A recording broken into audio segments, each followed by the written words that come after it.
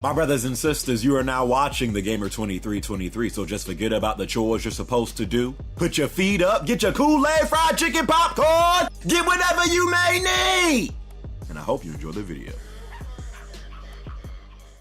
Alright, what's going on, my brothers and sisters? I've been wanting to talk about, well, now that we're starting to get a little bit more information, about the next generation of consoles, just this past E3, Microsoft, talked about the Xbox Scarlett and just how they envision the next Xbox. It was kind of a reveal, but not really, because we still don't know what the console looks like, still don't know the price, still don't know the actual specs and stuff like that. But it was kind of like a teaser of the next Xbox. Back in April, of course, with the I think it was April, the Mark Cerny Wired interview, and he was talking about the next PlayStation 5, and the architecture of it, and ray tracing support that I still don't really know what it means, but it sounds good, and the 8K support and all that different stuff. So we're starting to get teasers of the next gen consoles, samples, Sam's Club samples, Costco samples, if you will, so we're starting to get a little insight of next gen, and I wanted to talk about it, man, so that's what we gonna do in this video. To be honest, we got maybe a year and a half left of these consoles, pretty much the rest of this year, and then 2020 is gonna be the big year where there are literally so many games dropping, and right at the end of all that, in comes PlayStation 5 and the next Xbox. Again, I think 2020 is going to be just like the 2013 year for PS3 and 360. We were getting so many great games, and right at the end of all that money spent on those games, in comes PS4 and Xbox One. Some people believe that the next generation of consoles might be around the same price point as these consoles were. PS4 launching being $400, Xbox One launching and it was $500, but that was because it had the Kinect and it couldn't work without the Kinect. It couldn't operate without the Kinect. And then as soon as Microsoft seen how fast PS4s was selling and Xbox Ones weren't, that changed real fast. that changed real fast. I was like, whoa, I thought Xbox One couldn't work without the Kinect. They said, what you talking about? That changed real fast. They said three things that really caught really one thing that caught my attention during Microsoft's E3 this year when they were talking about the Xbox Scarlett near the end. I think it was the dude with that majestic beard that said this. I don't know if it was one of them suckers, but as soon as they said it, I literally went because he said the next Xbox will be delivering 4 generations of content. That tells me that the next Xbox is going to support Xbox One games, the real Xbox One, the Xbox original, so it will support Xbox One games, Xbox 360 games, Xbox One games, and the next gen Xbox. If the Xbox Scarlett, let's just call it that for now, if that junk is fully, and I don't know if it's going to be fully backwards compatible, but if it's supporting all generations of Xbox, and that's one thing that I loved about Xbox One this gen, is that it had backwards compatibility support. It could play Xbox 360 games, and then after a while they would do updates to play, the Xbox classic games and stuff like that. That's one thing I loved about the Xbox One, and I kind of felt like they had to do that to kind of make up for not really having exclusive titles, so they said, here, take a backwards compatibility, but I will always be a fan of backwards compatibility. I know some people don't care about it because they kind of have that mindset why am I buying a next gen console to go back and play these old ass relics? Like, no, I'm trying to play next gen titles, and yes, it makes sense. You want to play next gen titles on the next gen console, but I always like to have that option. I've always liked that convenience of, if you did want to go back and, play a PS3 game, a PS2 game, a PS1 game, then you could play it all on the current console. You add in that with the fact that the next Xbox is going to have 8K support, is going to have a custom built SSD, is going to be 4 times as powerful as the Xbox One X, the most powerful console ever. You add in that, and the fact is going to have backwards compatibility support for all generations of Xbox. Again, I do not know if it's going to be fully backwards compatible, but that's what delivering 4 generations of content means to me. Going to PlayStation 5, I would love if PlayStation 5 had backwards compatibility support. Most definitely for PS4. I couldn't say it. I would love at least for PlayStation 4. Going to Michael Pachter. Michael Pachter, he's been like a analyst, in the gaming industry for years now, and he always throws out these predictions like every gen. I don't even know why. Honestly, I don't even know why people and this is no disrespect to him, but I don't even know why people listen to Michael Pachter, because he's made a lot of some of his predictions have been right, but a lot have been wrong. It's like I can do that. I can predict stuff. I could say the next Xbox is going to be way better than the Xbox One. And if I end up being right, does that make me an analyst? I don't know. So he recently predicted that he thinks PlayStation 5 is going to be $800. $800. And here's the thing. When it comes to consoles, all that stuff that I just said sounds good, right? But when it comes to consoles, no matter how powerful they are, people have this thought process, I'm not spending this amount of money for a console. If I'm buying a console, they have a budget. It's not really like that when it comes to PC, because because you can buy each part and make your own PC and build it from scratch. But he also predicted that the next Xbox and PlayStation 5 will be $400. So again, I don't know why people listen to Michael. I really don't. This dude has said, yeah, it's going to be 800. Oh yeah, it's going to be 400. It might be 500, 600, 700. I predict that the next generation of consoles will be $300+. I can make a whole bunch of predictions and be right too.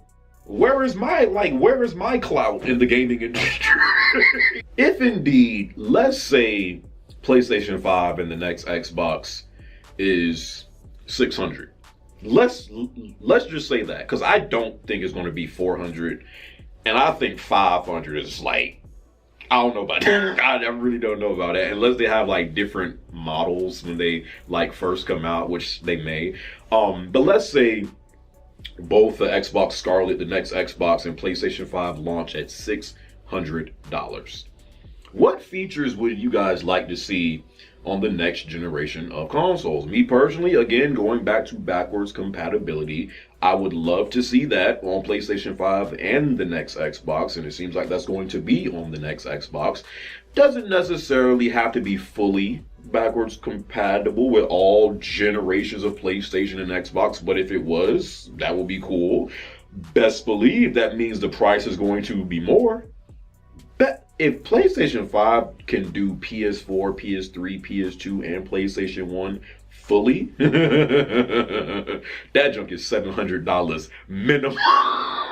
Minimum, bro. One thing I always hated not hated, but one thing I always and they always just blame and they always blame it on PS3's architecture being being too complex. And I'm sorry, we can't fix the issues that we did with PS3. One thing I hated is how the games you bought from and this isn't really even like PS4's fault. Is mainly like just the way they built the PlayStation Network, the infrastructure of the PlayStation Network. I never liked how the games that you purchased from the PlayStation Store on PS3 from the PlayStation Network, you couldn't transfer those purchases to PS4. My PS3 is literally an encyclopedia of PS3 games. I have so many digital purchases that I bought from the PlayStation Store on PS3, but they cannot be transferred over. It would be, I hope they do that for PlayStation 4. Like all of the purchases you made from PlayStation, from the PlayStation Store on PS4 can be transferred over and be played on PlayStation 5. It's still connected to PSN.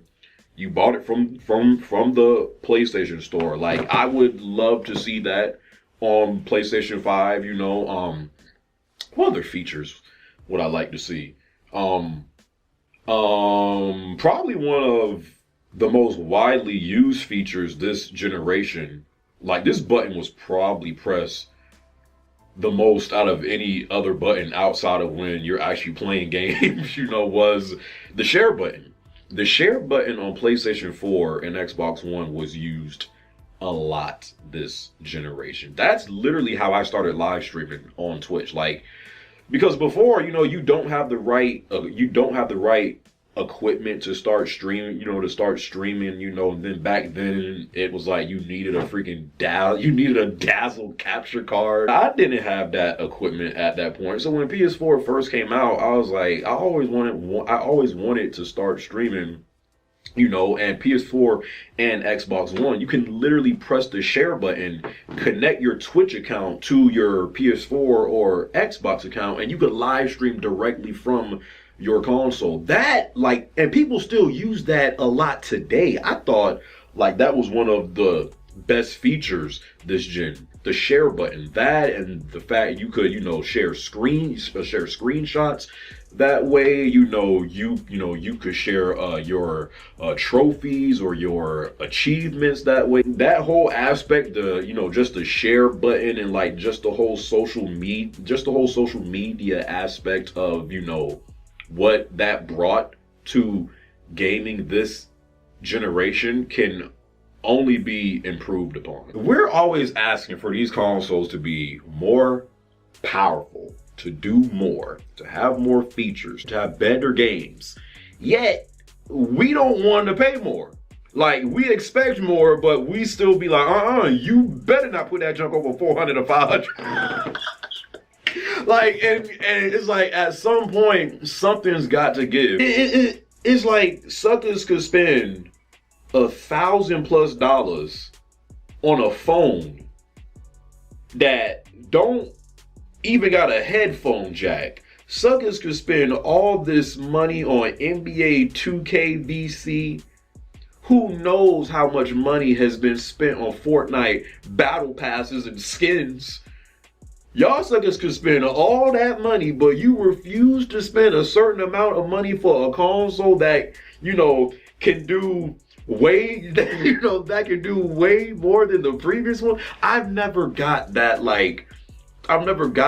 why a console can only be a certain price point. I think that has to stop. Sony has already did it with PS3, and I mean, some people would say it didn't, work because it took the PS3 a while to pick up, and they did have to do price drops, but I felt like it was more so PS3 didn't have games, and the freaking online service was so horrible compared to Xbox Live. I really felt like that's what held PS3 back last gen. PSN just could not compare to Xbox Live, in no way, shape. It literally, at one point, if you wanted to talk to your friends on PS3, on PSN, you had to exit the game you was playing and go inside of a lobby, and you had to sit there to be able to hear your they had to do so many updates to get that, because Xbox Live was killing PlayStation, you know, the PSN network last gen. I feel like that's really what held PS3 back. Not so much the price point. It was, you know, the lack of, you know, online features it had. Xbox Live was just way better. Didn't really have the games at the time. It was really just a Blu-ray player. You know, I don't necessarily think it was because PS3 was 600 or 500. You know, depending on which model you got. And that was the last time we seen true backwards compatibility support on a PlayStation console. So I don't necessarily think it can't be done, like putting out a console at 600 plus.